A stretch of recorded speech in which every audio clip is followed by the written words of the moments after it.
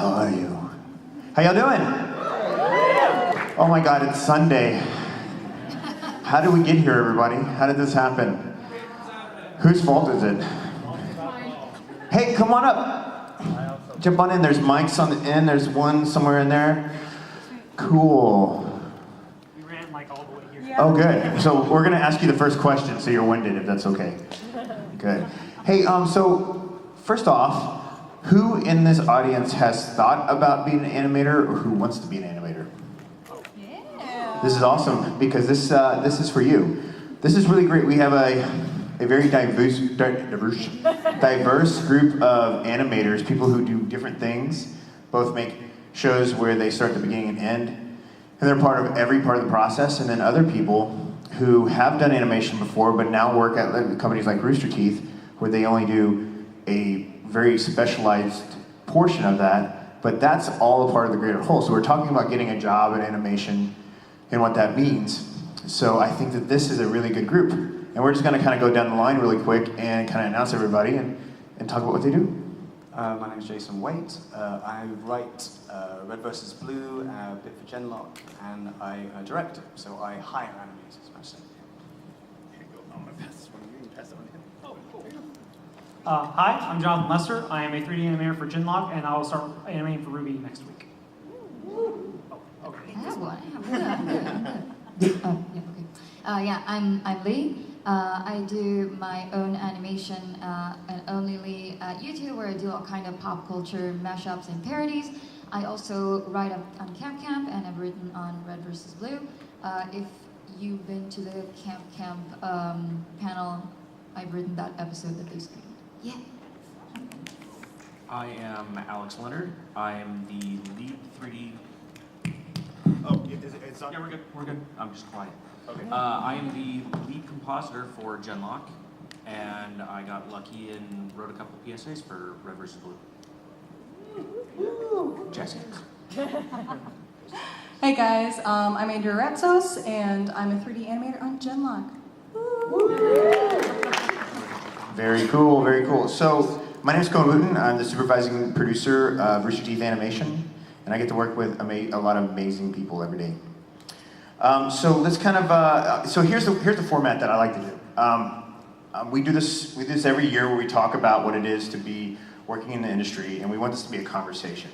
So I'm going to ask a series of questions, and it's going to be kind of an open back and forth. And after about 10 questions, I'm going to come out into the audience, and we're going to bring up the conversation to the audience, and we're going to see where we end up with all this. So it's always a lot of fun, a lot of opportunity to figure out what it is, both what you want to do in the future as far as an animator, what that means to you, and also to just kind of getting as much information as you can from us. So here's the first question, and this is always the biggest question people ask about being an animator. Do you have to go to college to be an animator? No. Nope. No. I actually went to college, so it's not me being biased against. Some people have a good time, some don't. I had a so-and-so time. I did go to college, but it helped me in certain aspects, but I think, and that's something you will hear a lot from people who went to college, the biggest help you can get there is mainly going there and meeting other creators that will work with you later on, that you can help each other. That experience is really beneficial, but I studied somewhere completely different, so all my friends and all the people I know are not here. I studied in Israel. And a lot of my other friends that I've met here didn't go to college. So it's just, mainly, the main thing you need to know is that everyone has their own path in that sense. You don't have to, but it doesn't hurt. Yeah, to leapfrog off that, I actually went to 2 schools. I have my undergrad and a master's in animation. What college offers you are opportunities. It's not that you have to have a single piece of paper in order to get the job that you want. It's what you know and who you know. So just, as she said, it's all about networking. So if you can make a bunch of friends who are interested in the same thing as you are, you can really help catapult yourself into the industry, making sure you make as many connections as possible. Some universities will offer, different programs, different courses, things that may propel you faster in your field rather than just watching YouTube tutorials on the weekends. That's still something viable that you can do, and I have. It's just another tool to help equip yourself for the job that you want.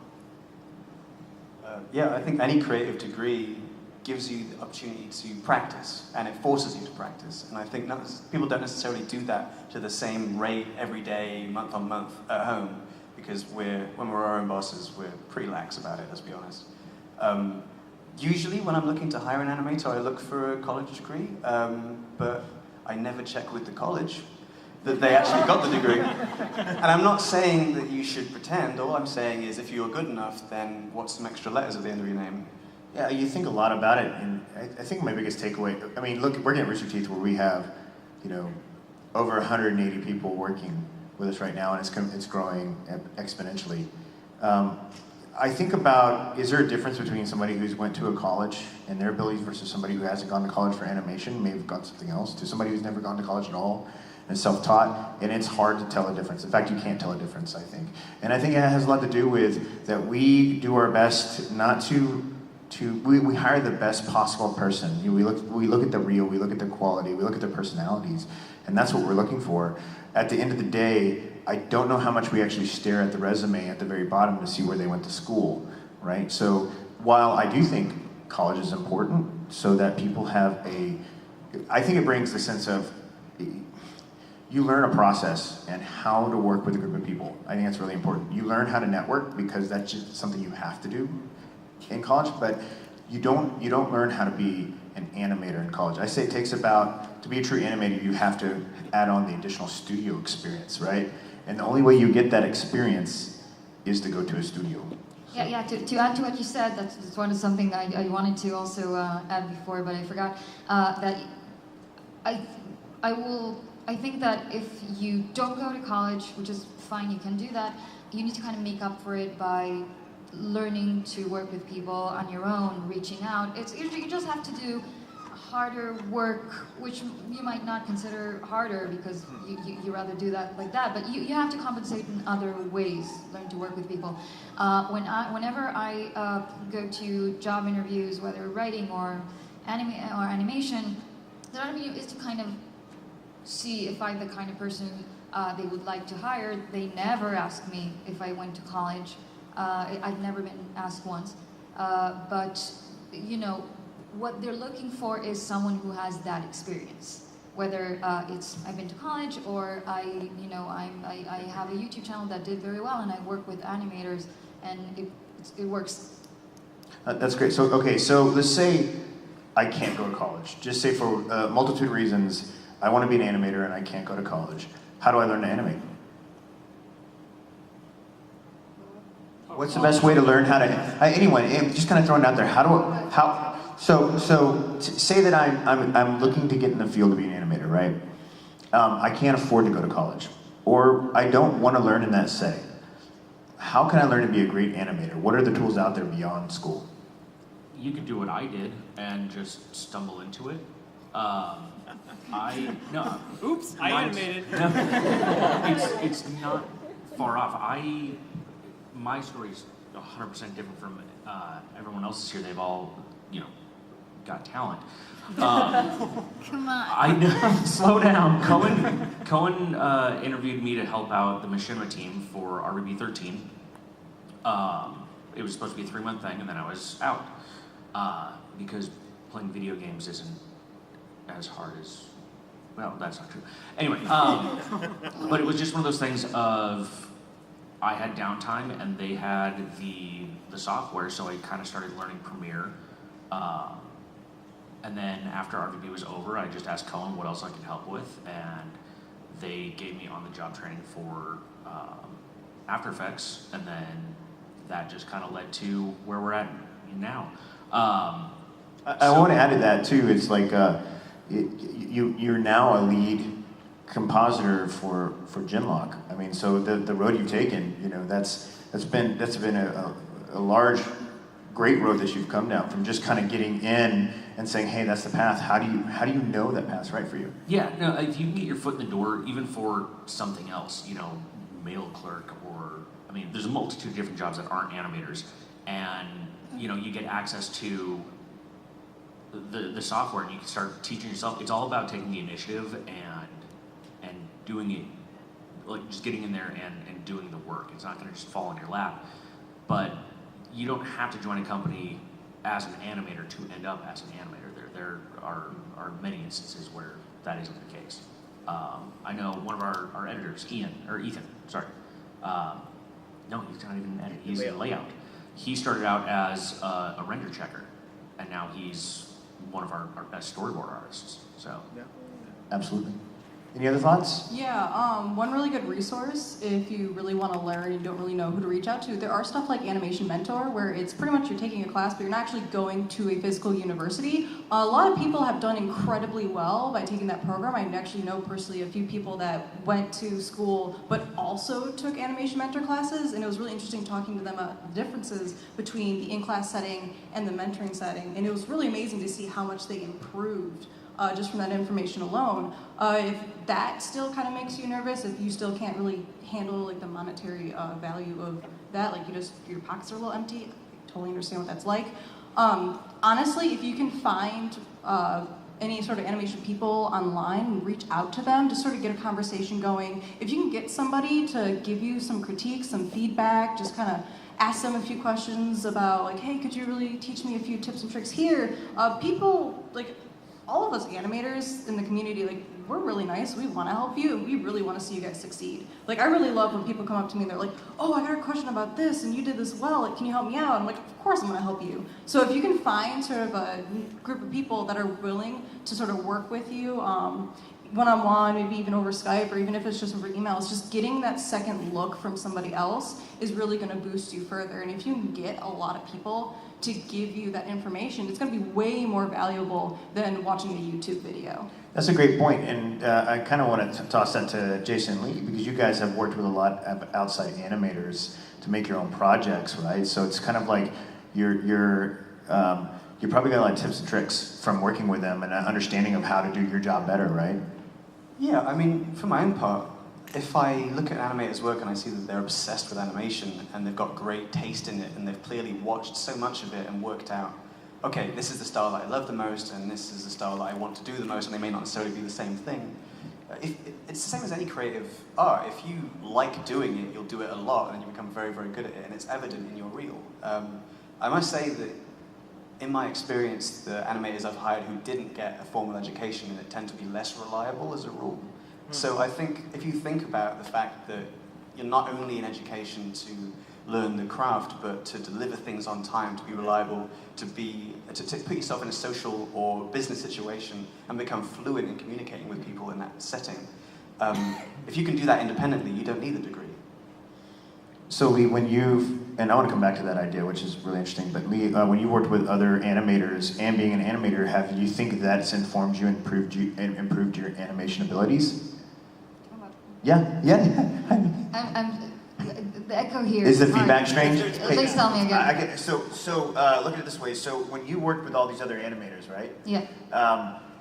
And you animated yourself, do you feel like you gain education from them as you're animating? I mean, for several reasons. I mean, some with techniques. I remember animators I work with a little less, just because it takes a while to kind of teach the style. So that's something that I only worked with 2 animators so far, and one who was brilliant, and I remember she sent me. She's a designer and an animator. I learned from her. She sent me something, a design on Flash, and I was like, what is that? And she was like, that's a mask. And you don't know what a mask is. And that's super basic in Flash, but I taught myself Flash because my animation school was kind of snooty about that. So I taught myself Flash animation, but I never used masks. And she was like, okay, and she taught me that. That's a very basic kind of thing, but yeah, it's learning the new stuff for the program, learning some new techniques, and you learn from each other. That's really fucking fun. But also, working with other animators, you learn how to be, as a director, as someone who works with someone, you learn to be also a little more social, how to be social in the work. You need to be a boss, but you need to be a nice boss. It is, after all, it is people who, people working art for their hearts in it in some points, so you can't be very mean about it. So it's all kinds of learning curves there, yeah. Yeah, Jason, you were talking about being reliable, you know, and that's really the key to any job, right? It's like showing up on time and doing the job, right? With animation, obviously, it's not just showing up and delivering on time; it's delivering quality too. Like, yeah. So, and that's sometimes if you can learn anything from going to school, or even learn. I mean, if you learn anything, if you want to be a good animator. Understanding your abilities and being able to reliably deliver quality is extremely important. Yeah, 100%. My method used to be that I would show up to animation university grad screenings, and then I would I would pretend that I was one of the relatives of one of the people who was there. And then, and it was in some cinema somewhere, and wherever it was, usually London was where I was living. And I would watch all of these shorts, and I would make notes like, okay, the compositing was fantastic there, the backgrounds, forget about it. And then I would make notes of who in the credits had made those.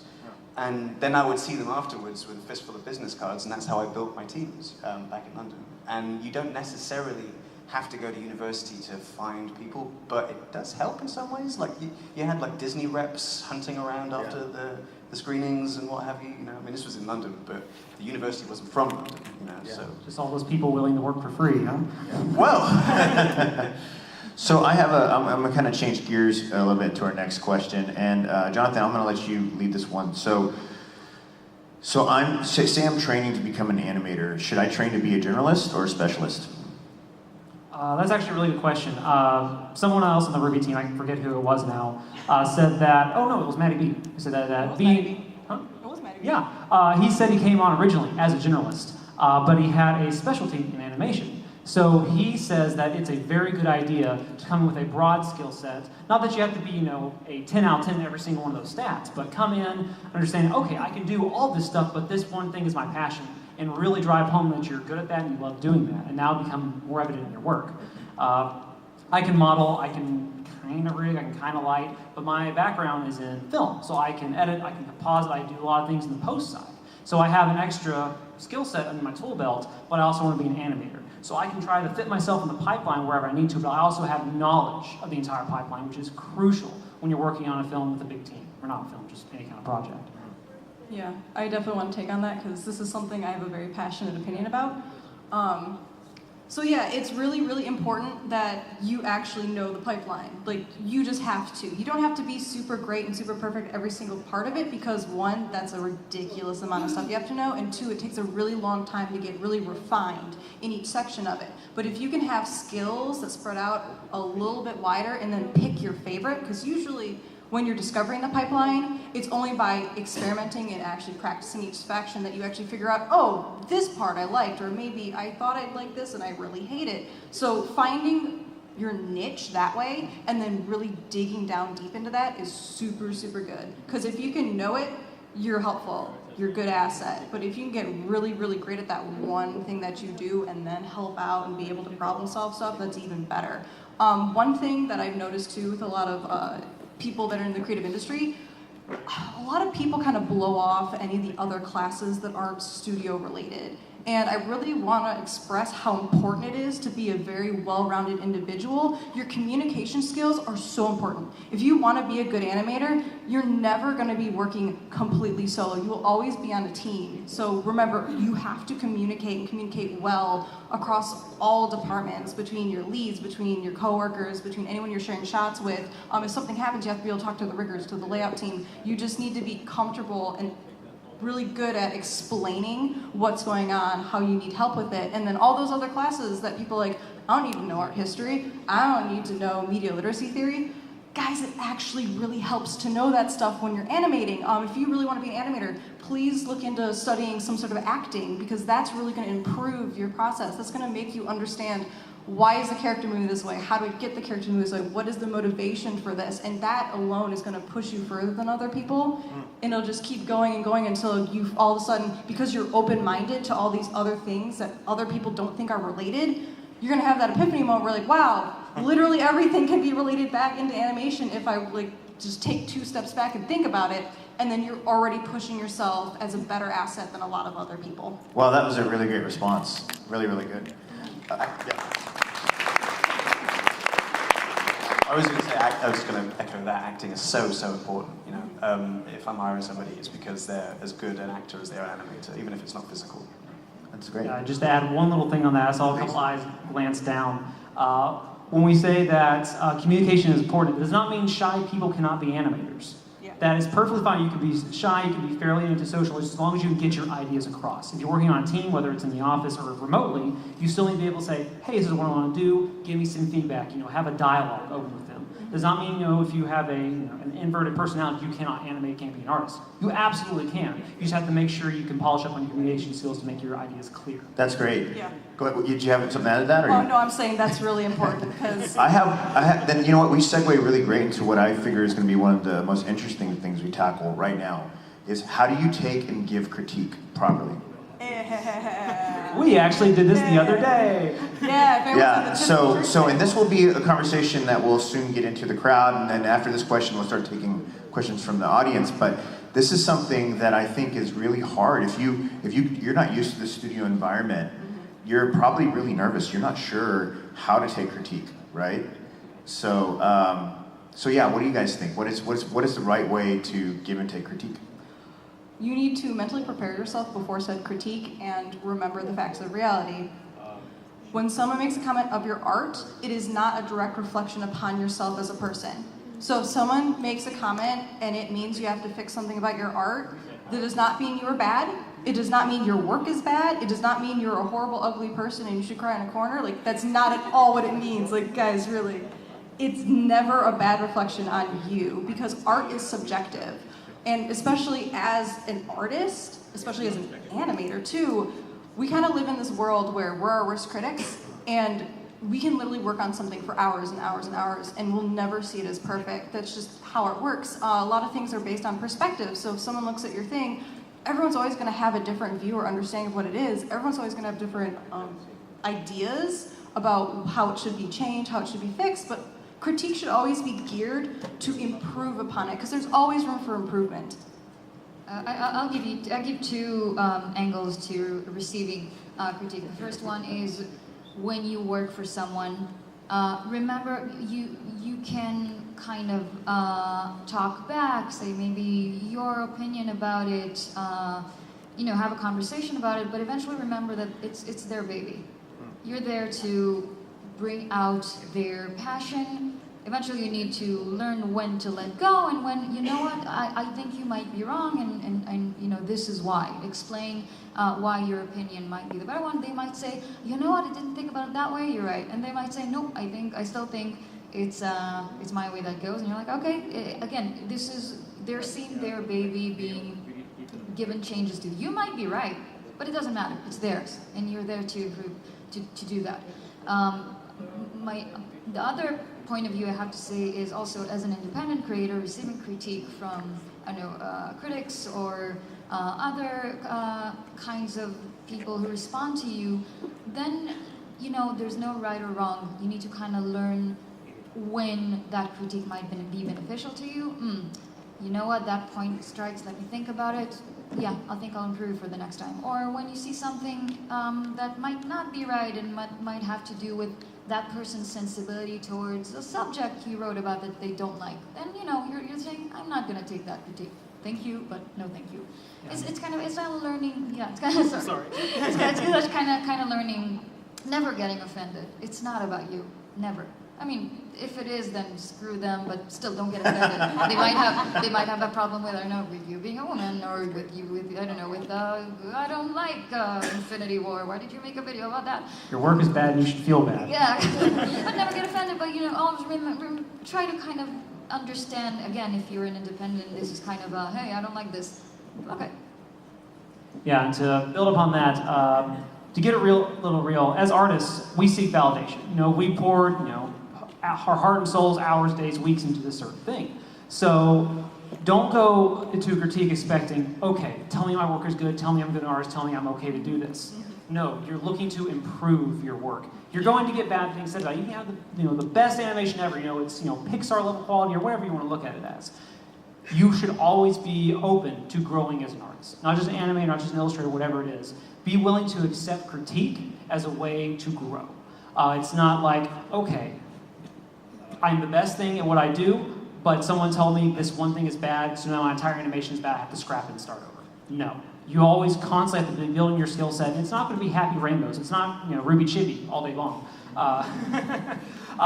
But always look at every opportunity for feedback or critique as a way to improve yourself. That's great. I think it's all about packaging, whether it's giving or receiving. Like if you're asking somebody to give you a critique, you should say, look, I want you to break my heart. I want you to possibly point out the thing that I like about my work is the worst part of it. That what's original about it isn't good, and what's good about it isn't original. And conversely, if you're giving advice, make sure that you package it properly and you say, look, this is no reflection on you whatsoever, but these are the things that I think would be, with a few easy tweaks, would do really well. So it's really interesting. I heard this in the video game world, and I've kind of extrapolated on it. There's 4 types of critiques, and you're talking about packaging. And I was told the shit sandwich, the glass hammer, the Molotov cocktail, and the slap and tickle. The what? Okay, the slap and tickle. So here's the thing. So a shit sandwich is a compliment, a critique, and a compliment. So people tend to do that sometimes. They say, hey, I really love your work, but critique and thank you so much, right? And that's not a bad way of doing it. That's especially sometimes a good way if you've never worked with that person before and you're trying to, and you truly mean it. You have to be genuine. There's the glass hammer where you give a critique that means nothing and has no substance, and it's like, could you make it happier? And you get Make that it all more the time. hip. Molotov cocktail is one that you get typically through email where somebody there's probably a good critique in there, but it's so angry and there's so much negativity that it's burned up everything else around it, right? All the positive that could be in that is gone, right? And the last one's the slap and tickle. It's the best kind. It's very surgical. You go in, you get the critique, and then you're done. And everybody feels, maybe a little bit awkward at the end, but that's what had to get done in order to get to the end, right? So those are the 4 types of critique that I was told that there were. Yeah. I mean, generally, if you get the shit sandwich, it's because they didn't like the work and they're looking for 2 nice things to say so you don't cry. Yeah. Just appreciate it. But like, if you're giving critique, and you will as an animator, if you make the person not want to make animation anymore, or you make them feel really bad about themselves, you failed as a person giving criticism. And in the same way as if you're packaging up the request for you took the words right out of my mouth. Really, if you ask yourself before you ask criticism, do I just want somebody to pat me on the back? That's great. Yeah, and then talking about critique, Alex, you actually your job is to give critique every single day. Yeah, which is especially weird, not having the background that my other compositors have. What helps with that is I've been told I have an eye for what's needed from the director, and that's the thing is your ultimate goal, like Lee said, is you want to. Your job is to give whoever hired you the product they want. And that's the thing of like, where we're in a sense where I've worked with Carrie and I'm working with Gray, you get the critique and you get an eye for what they want their show to look like. And once you get there, you have to remember that. So next time down the line where you come across that same thing, it's like, oh, I remember they want something to look this certain way. And if you decide to make an artistic move on your own in something in that regard, as long as you can defend it, of like, hey, why did you give this sort of effect or make them move like this as opposed to moving like that? If you can defend it and give a reason behind it, more often than not, they will be like, oh, I understand that. If it's not what they want, they'll at least understand that you know what you're doing. Well, then, so that's very interesting, and it's a great viewpoint. So now, in some case, that somebody just doesn't hit the mark. Somebody doesn't hit the mark, right? And you're looking at something you know is completely wrong. What goes through your head? How do you decide to critique that in such a way that you think you can still be constructive? That's I'm very fortunate in the fact that my team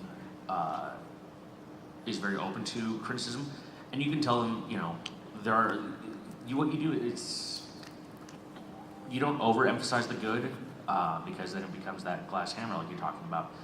But as long as you are, I try to maintain a level of courtesy and professionalism about it. Just like, hey, you know, this just isn't, it's not picking up right. We're trying to keep the focus on this particular part of the shot as opposed to where my focus is going. And if you explain, it's that same thing. If you explain why it's not working and offer a couple suggestions of how to course correct, they'll take that a lot easier than, hey, this is wrong, fix it.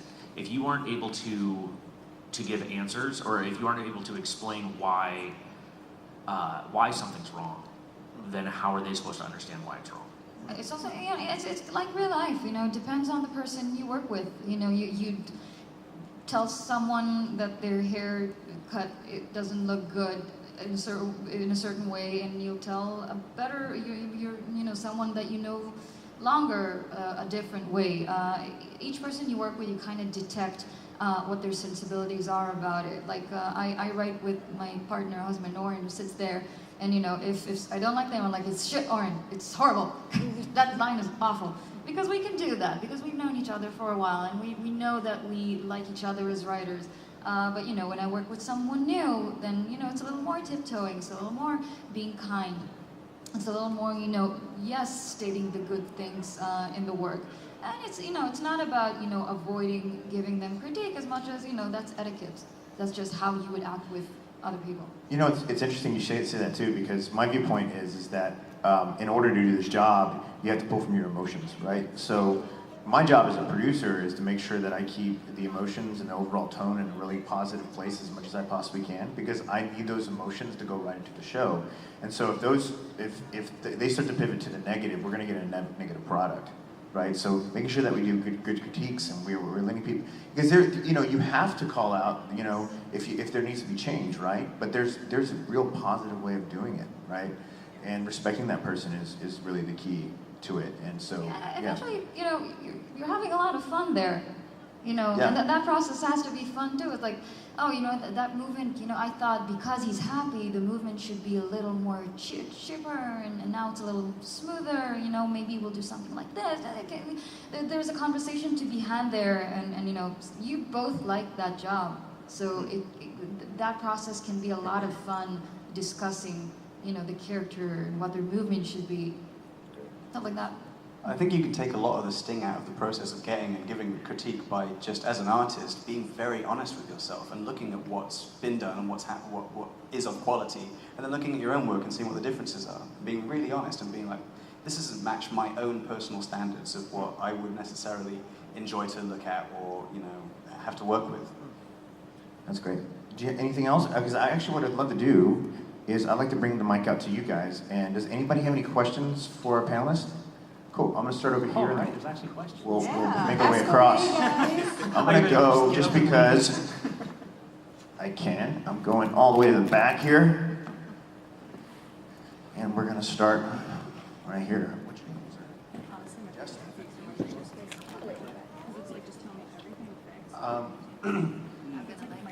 I was wondering about, I've recently just started wanting to get into animation, but this was only a few months ago because I never really considered it, but I'm looking at all the information online and I'm not exactly quite sure where to start, and I think she mentioned that on like a animation mentoring as such is, I mean, I don't have any real experience, but I wanted to learn. Is that the best place to start off, or should I do something else then do the mentoring thing?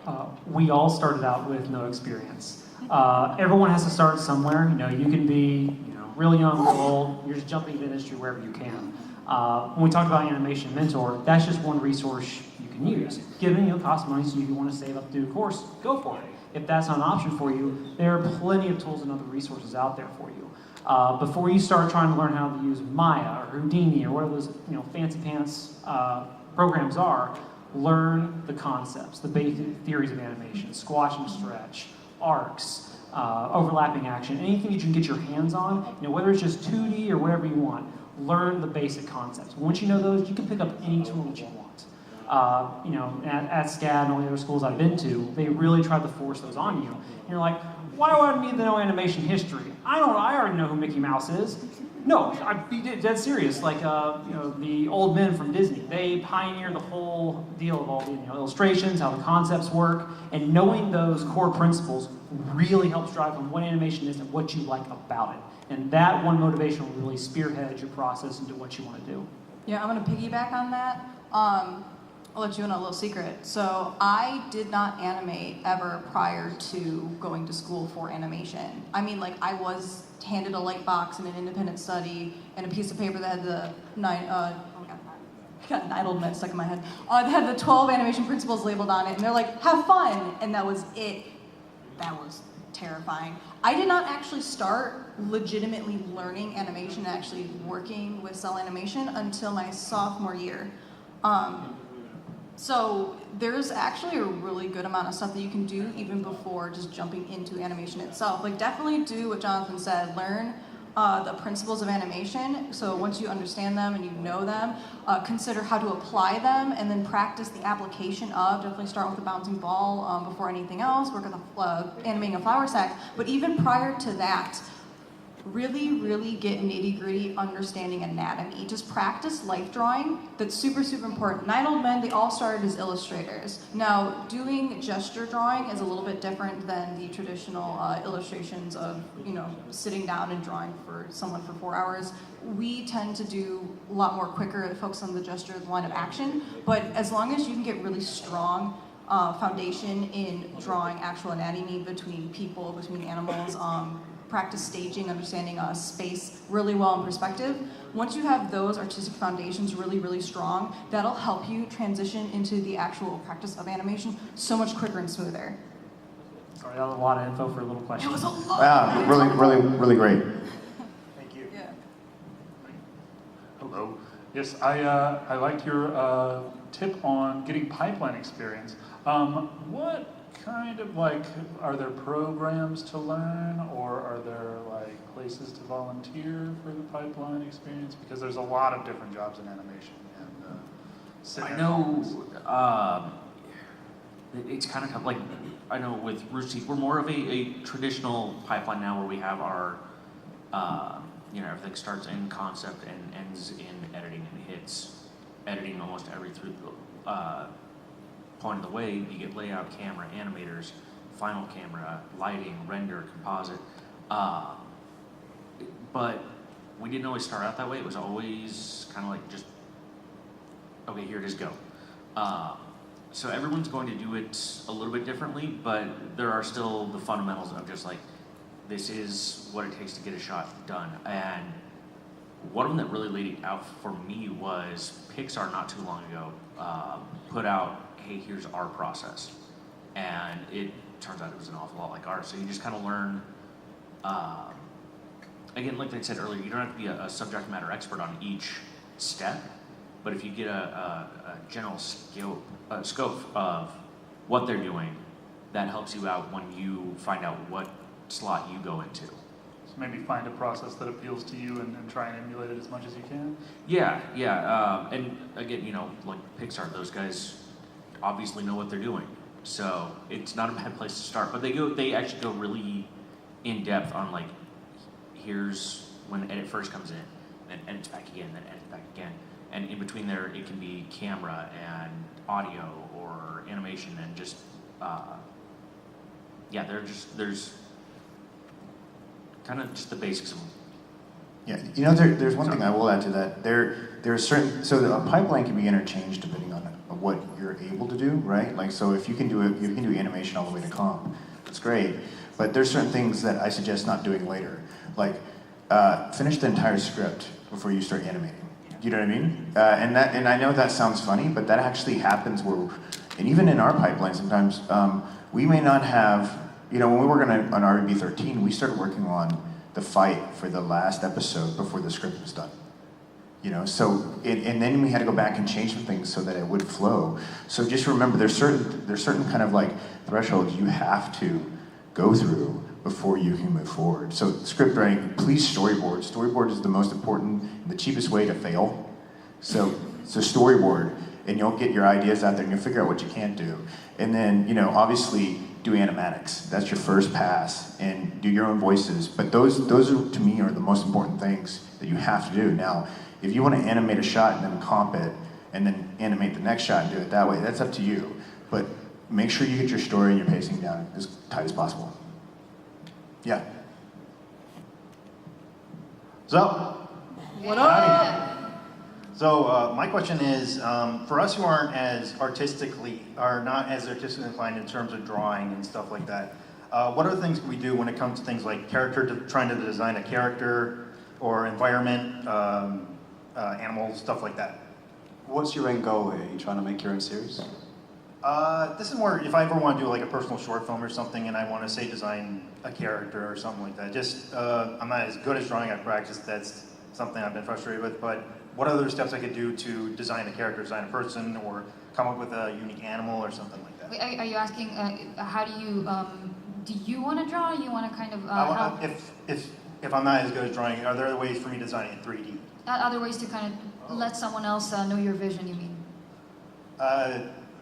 Yeah, this is a little more difficult, I guess. I was going to say find someone who can do Yeah, it and just yeah. tell them what you're looking for. And sometimes, I design my own stuff, but when I either don't want to or don't think that I can do it, and I hire someone, I make like a little vision board of, I want him to have kind of the character of this character. I want him to look like, I want him to be a style that is a mash between that cartoon and that cartoon. I wanted to have the style of that movie.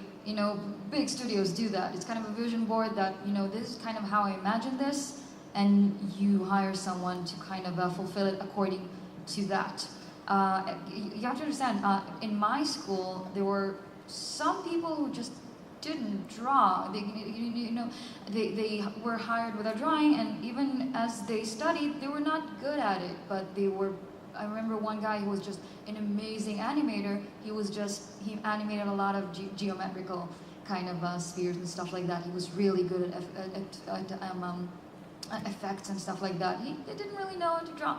It's fine. You don't have to really know how to do everything, but learn how to kind of convey your vision. And vision board is one of those things. You can also tell stories in other mediums too, like machinima, is a great example. I mean, that's animation, and there's stop motion and stuff like that. And there is tools out there that can help you design these things faster. And we were talking about some piece of software called Animate, where it'll help you do the in-betweens, And you're not gonna have the same amount of control over the end product, but it will speed you up, or it will help you kind of get over that. Or there's a company out there called Maximo, where you can go and purchase animation, and they can use software to blend those animations together to give you a scene, and like Unreal 4, where there's already pre-lit sets to put your characters in. So there's ways to getting around that. Now, it takes away your control of the end product but you still get an end product. Cool.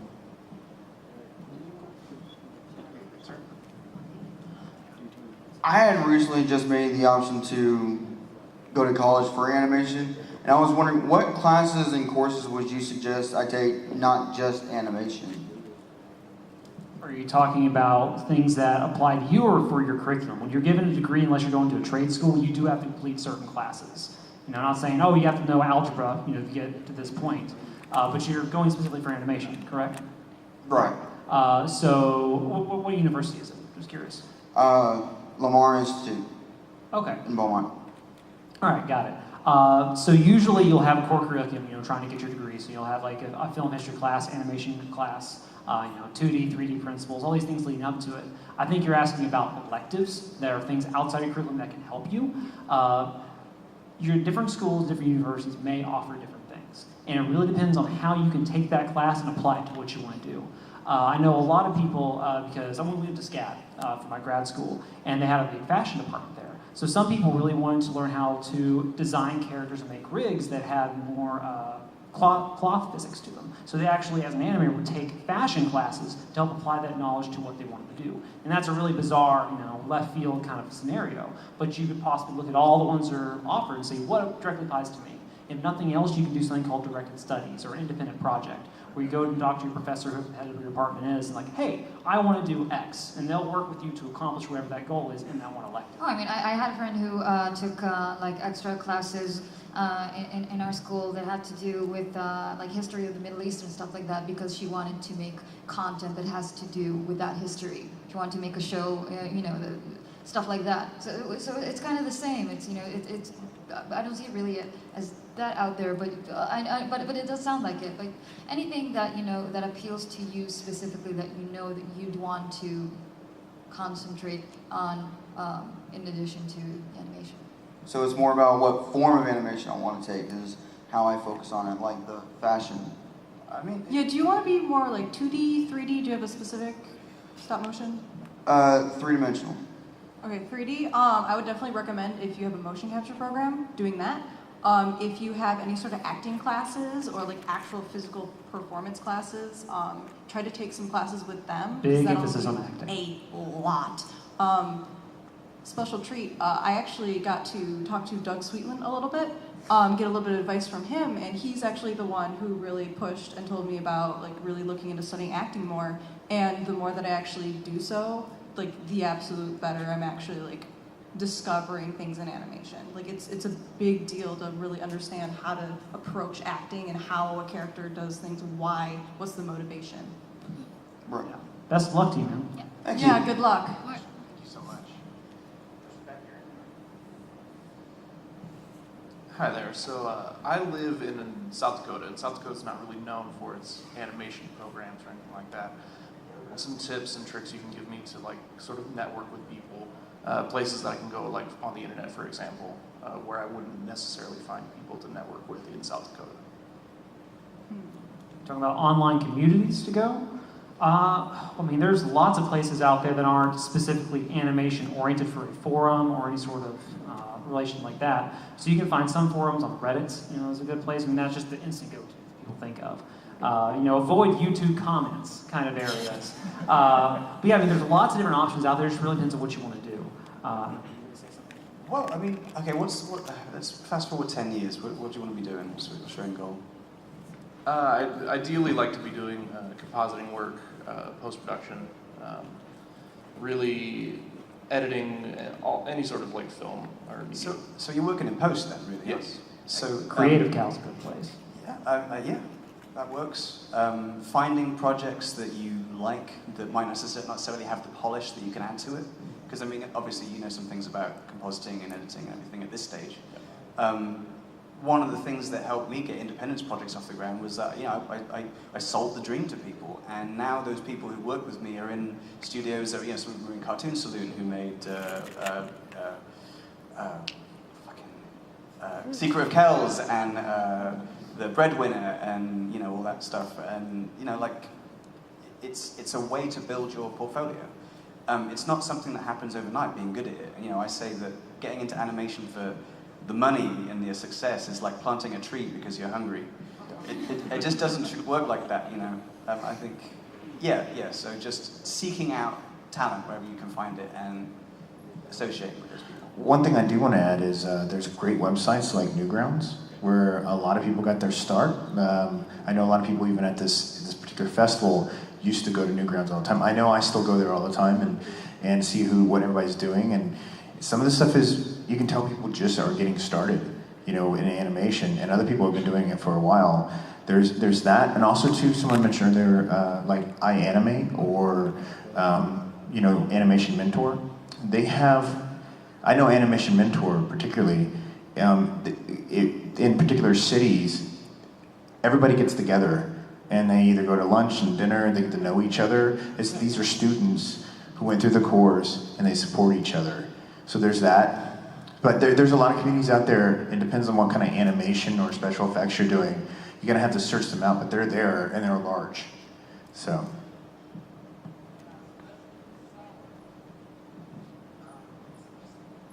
Hello, my name is Julian. I just wanted to know, I do modeling and animation. I just want to know for each of y'all, what got y'all into it? Was it an internship or during college that y'all wanted to animate over modeling, and how did doing different things in the pipeline decide where y'all wanted to like specialize in? Oh, it's a process. It's still happening. I mean, over the last couple of years, I started being a full-time writer. That's just, it's just something that kind of, when I decided I wanted to go study animation, it was because I couldn't decide what I wanted to be. It was because I know, I love writing and I love drawing and I love, there's so much stuff I love doing, and then I understood, I read this curriculum for that school that they taught everything I liked doing, which was also acting and sound design, because all of that, are skills that you kind of need when you want to be an independent animator or an animator. From there, I started being a designer at some place. I don't know. I started animating. I couldn't really find myself, and then I started making my own, independent channel with my own stuff where I kind of did a little bit of everything. I don't like doing backgrounds. Someone else started doing that. I can't design anymore. I hate it. I'm gonna let someone. And slowly I started seeing what I like to do more, what I like to do less. I think it's a process for me at least. That's how it worked, and that's the story that you also said was true to you. It's truly individual. That's something that I think is true to every single one of the questions that have been asked here.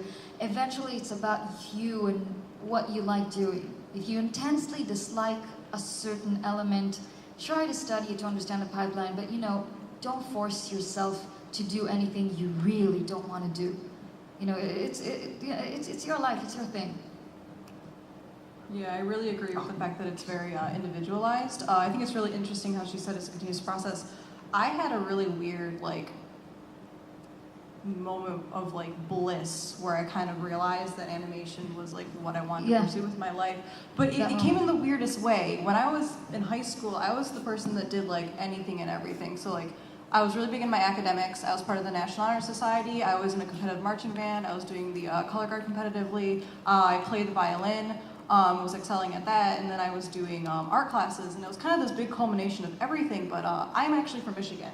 So every person that I know, being, about 40 minutes out of Detroit, is either going into engineering, or they want to be, some sort of doctor, or they go into some sort of auditing. And that's every single person you speak to. So I never really had anyone that was really into the creative field to speak to, and I had this really weird moment my senior year when I was given the opportunity to do an independent study for animation, quotation marks. That's when they literally slapped paper in front of me and said, have fun. And it was just this crazy moment of, wow, physics is my favorite subject, and I was about to consider just jumping into engineering. But this is everything creative that I love about art and performance, plus everything I love about physics. And from that point on, I just completely took a right turn, went straight into school for animation, and as soon as I started learning the pipeline, I definitely found my strengths, my weaknesses, the things I like, the things I hate, but animation was always that main golden end goal that I just continue to love, continue to strive to get better at, and my eyes just never really took off of that specific goal, I guess I would say. Great. And if that doesn't work, double lock. We have time for 2 more questions. Okay, real quick. I've noticed a lot of independent animators, they're on YouTube and such, and they try to do crowdfunding through things like Twitch and Patreon and things like that. Do you have any advice for creators who are trying to go that route? Yeah. Crowdfunding and things like that. Crowdfunding. That sort of route. I've failed 2 Kickstarters, so I can tell you that it's extremely gutting to raise 35 grand and then fail with a project. But some things did help. So we made a fan of Natasha Allegri, who makes Bee and Puppy Cat, and when the Bee and Puppy Cat Kickstarter was going on, they tagged us in their outreach to their fans, and so we had suddenly 2,000 people who were willing to spend money on animation on Kickstarter with us in their inbox. So reaching out to other successful projects and saying look, I really love your work, I see you're still making updates, is there some way that I could trade something with you so I get a mention in the footnote? And Networking. Yeah, it's just networking. It's all networking. So that really helped. Yeah, if there you want, sorry. Oh, no, that's it. Also, Indiegogo really helps if you don't want to have the experience I had with Kickstarter, because you get to keep everything. Yeah, those are all realistic goals in that sense. That's why I have a Patreon page. I did open it a bit after I gained some success. But I think the things I will say about how I paved my way to that success will maybe help the crowdfunding too, sourcing too. When I started out and I made the YouTube animations, I sent them out to places. I'm like, this is a Thor parody. I'm gonna send it to online magazines that have to do with movies, comics, stuff like that. Just kind of searching them out, looking which magazines are kind of the best now, and sending them the video. And they'll be happy to receive it. Worst case scenario, they won't publish it, but reaching out and doing stuff, not just kind of waiting for something to happen. Just sending them out. They might not publish it, but they might. Cool. Time for one more question. I'm going to come right to the front here. You can always find us afterwards and talk to us too, just so you know. So I'm a father of a high school student and was wanting to find out she likes drawing and is interested in animation. What would be a good program to let her start getting the fundamentals that you were talking about earlier that isn't going to break Dad's bank? The free ones. Are you interested in 2D, 3D? More 2D. Okay. Well, there's lots of programs out there that offer either free trials or completely free in general. I am 3D specifically. I've never actually done a whole lot of 2D work, so Andrew. I started 2D. I actually was originally going into 2D. Was like, I'm gonna do 2D effects. It's gonna be great. And then one of my professors was like, hey, you should really try 3D. And I was like, okay. And I was like, crap, he's right, I love it. The origin story. The origin story. No, so I actually started out, I bought a Wacom tablet that came with Photoshop elements and I think like something Coral program. Yeah. I use that. Corel Draw? Yeah. Yeah. Yes, exactly it. I use that exactly, and I still have that tablet for years and years. And what's nice is that with Photoshop, you can actually do some animation on it. You just gotta fiddle with the settings, and I'm still kind of messy with that, but it's a great way where you can practice doing any sort of illustration, practice doing any sort of animation, and then you can even practice doing photo editing. You can do so much on Photoshop, and the tablet really is reasonable for the amount of years that she'll probably be actually like using it continuously for. Yeah, and even programs as simple as like Flipbook, ones that are just really, really free. And if you're just doing 2D, take a piece of paper, take your phone, put it on a clamp or something, take a picture of it, put it on your computer, take another picture, and just do it that way. You can even just scrub through, Windows Photo Viewer, just to make sure you're getting the principles down. If you want to turn it into a movie, drop it in, Movie Maker or something. I remember Flash. They at some point they released like a free version of their older program, right? Was it CS2? Yeah, Flash. What was it? Flash 8. I think CS2. CS2. Or Okay. find that out because Flash. Now it's called Animate. It used that version. I think is Flash. What? Open Tunes. Studio Ghibli's old software. Oh, yeah. They released it about a year or two ago, right? Some software have like older versions that are fine. They're just as good, and they release it at free. I think the reason I'm saying Flash is because it's such an easy program to learn. I studied it alone, and just it's really easy. And I think you can find it online, the older version for free, like either CS2 or something. That for me was like the easiest way to. Yeah, that's great. For 3D, if it hasn't been mentioned already, Blender is a great open source tool. It's actually pretty easy to learn, and the community that's building around it are really badass. And there's some tools in Blender that I would love to see in other tools that we use sometimes. Not that there's anything wrong with the tools we use, but it's neat to see how they approach problems, right? So it's neat to see there's a group of people solving those problems. I may get some flack for this, and I'm not talking in my capacity as a Rooster Teeth employee, but if you're below university age,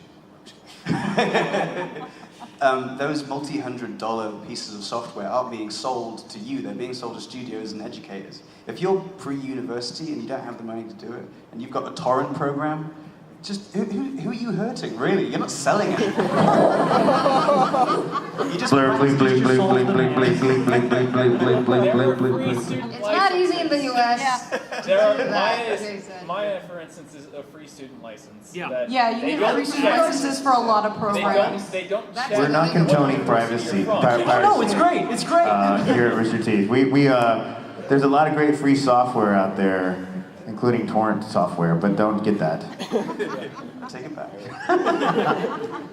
Hey, well, first off, this is the end of the panel, but I just want to say, I hope you had a great RTX. And thank you so much. Every person who's in this room, you know, all of us owe a lot of gratitude towards because you watch the content that we create, and we're lucky enough to have a sounding board and people that improve us as animators and as creators. So thank you very much. We appreciate it. And other than that, we are going to be taking, if there's any conversations, if you want to talk to any of these wonderful people on the stage, we'll be going to meeting room 4, which is just right out these doors, and then to the right, you'll see it over there. We'll be there for a few minutes to say hi and answer whatever questions we weren't able to answer here. But after that, hey, thank you very much, y'all. Have a great Sunday.